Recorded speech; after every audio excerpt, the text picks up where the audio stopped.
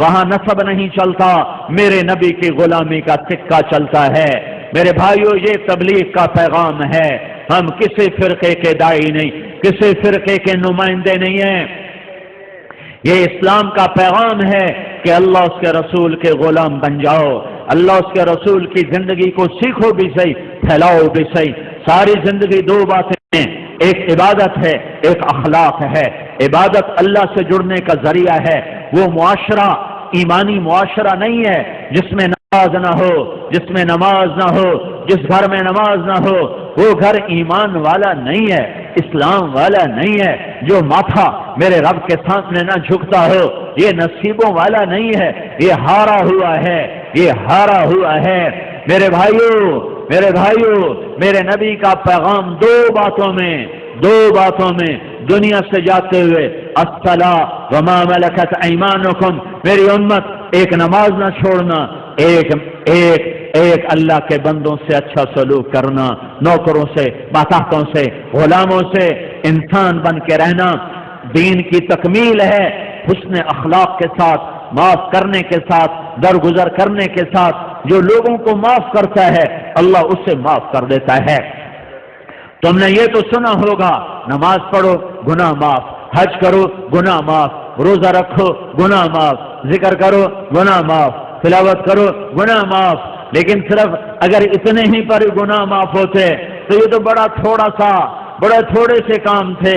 میرے رب کی رحمت، میرے نبی کی رحمت للعالمین، رحمت پھیل گئی، رحمت کشادہ ہو گئی، میاں بیوی میں جھگڑا ہو گیا، ہو ہی جاتا ہے۔ میرے نبی کے اخلاق ہیں، اگر خامد کو غصہ آئے تو بیوی چپ کر جائے، بیوی کو غصہ آ جائے تو خامد چپ کر جائے۔ مرد ہونے کی غیرت نہ دکھائے کہ میں مرد ہوں، یہ دیکھے کہ اس عورت نے اس کی خاطر بچے جنے، پیٹ پھاڑ دیا، ماں چھوڑ دی، باپ چھوڑ دیا، بھائی چھوڑ دیے، بہنیں چھوڑ دی، ایک بول پہ اس کے گھر آ گئی اور ساری زندگی پرائے گھر گزار دی، اور آگے سسرال والوں کی مرضی اسے سولی پہ لٹکائیں یا محبت سے چلائیں۔ عام طور پر ہمارا معاشرہ، سسرالی معاشرہ بڑا ظالم معاشرہ ہے، آنے والی بچیوں کو تار کر کے رکھ دیتے ہیں۔ دوسری طرف سے بھی ظلم و ستم ہے، لیکن بہت کم ہے کہ کوئی بیوی کے عشق میں آ کر اپنے ماں باپ کو دھکا دے دے، لیکن یہ واقعات بہت تھوڑے ہیں۔ زیادہ واقعات یہ ہیں کہ سسرال والے لاتے تو بڑے لاڈ سے ہیں، پر پھر اس کی زندگی کو جہنم کی بھٹی بنا دیتے ہیں، کیونکہ نبوت والے اخلاق سیکھے ہوئے نہیں ہیں۔ میاں بیوی کی زندگی میں دخل مت دو، میاں بیوی کی زندگی میں دخل مت دو۔ میں ابھی ایک اپنے علاقے کے بڑے ذمہ دار ہیں، میں ان کے بچے کا نکاح پڑھانے گیا تو فرما رہے تھے کہ میں نے بچے کا گھر الگ بنا دیا ہے، اور میری بیوی نے مجھ سے کہا کہ اس کا گھر الگ بناؤ کہ کہیں ہم میاں بیوی اپنے بچے کی زندگی خراب نہ کر بیٹھیں۔ ہم تو گزار چکے ہیں، یہ دونوں اپنی زندگی گزاریں، کہیں ہماری دخل اندازی کی وجہ سے دونوں میاں بیوی کی زندگی خراب نہ ہو جائے۔ میں ان کو حیران ہو کے دیکھ رہا کہ کوئی دین کا علم نہیں ہے، لیکن بعضی شرافتیں ایسی ہوتی ہیں جو میرا رب فطرت میں ڈال دیتا ہے۔ بہت بڑے ذمہ دار ہیں، لیکن میں قربان جاؤں تیرے اوپر میاں ظفر، تو نے کمال کر دیا کہ قاضی مولوی صاحب، میں نے کہا ہم دونوں کا، یہ میری بیوی نے مجھے کہا کہ ہم بچے کا گھر آباد کر رہے ہیں، کہیں ہماری وجہ سے ہمارے بیٹے کا گھر خراب نہ ہو، ہم اپنے گزار چکے ہیں، انہیں اپنی گزارنے دو۔ لیکن ایسی مائیں لاکھوں کروڑوں میں کوئی ایک ہوتی ہیں، ورنہ بڑی خوشیوں سے ڈولی لاتے ہیں اور پھر اپنے بد اخلاقی سے اپنے گھر کو انگارا اور بھٹی بنا دیتے ہیں۔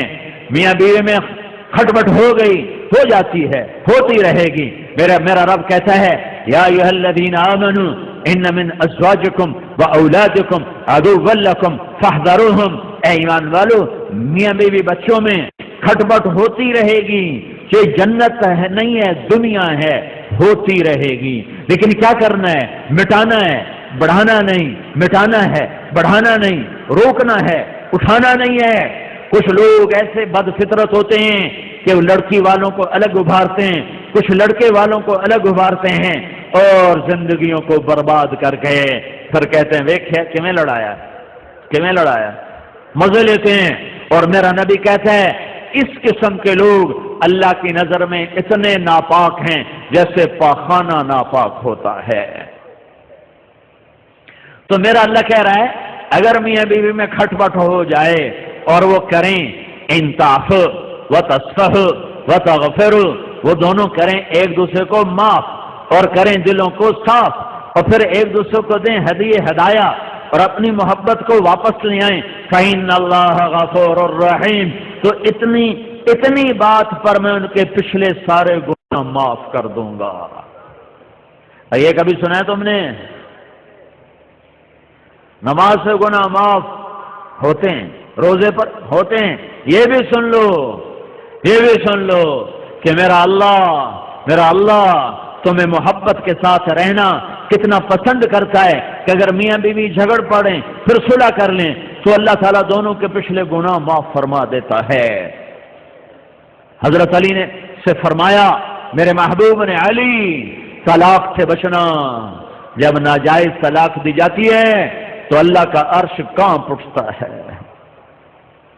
علماء نے فرمایا کوئی شخص یوں کہے انشاءاللہ میرا یہ پلاٹ مسجد کے نام پہ وقف، تو یہ وقف ہو گیا انشاءاللہ، اگر اللہ چاہے تو۔ اللہ تو چاہتا ہے تم اللہ کے نام پہ دو، ٹھیک ہو گیا، گل سمجھ آئی؟ اب ایک آدمی کہتا ہے انشاءاللہ میری بیوی کو 3 طلاق، اگر اللہ چاہے تو میری بیوی کو 3 طلاق، تو علماء فرماتے ہیں یہ طلاق نہیں ہوگی کیونکہ اللہ نہیں چاہتا تم بیویوں کو طلاق دو۔ اللہ ایک گھر کو کتنا بچانا چاہتا ہے۔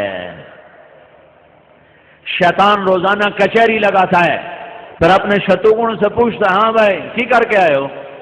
ایک کہتا جی چوری کرائے، کہا کچھ نہیں کیا۔ دوسرا کہتا جی نماز نہیں پڑھنے دی، کہا کچھ نہیں کیا۔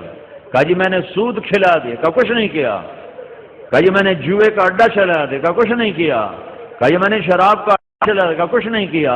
یہ سارے بڑے بڑے گناہ وہ کہتا نہیں کچھ نہیں۔ ایک پچھو بھیڑ تو کالڑا شیطان کھلوندا لنگوڑ، وہاں جی میں میاں بیوی نو لڑایا ہے، کہا واہ واہ پترا کام تو کرتا ہوں، اور میرے ہاں نہ لگ۔ اس کو آگے بلاتا ہے، اسے گلے لگاتا ہے، کہتا تو ایتھے میرے نال بہو، کم وقت تو کم تا اے کرتا ہے، تسی کڑا کم کرتا ہے۔ شرابی دی شراب دی جانتا ہی، بے نمازی دی غفلت دی جانتا ہی، سود خور دا سود دی ذات تائیں، تے میاں بیوی دی لڑائی نسلاں تے خانداناں تائیں، شاباش پترا ایویں کیتی آویں۔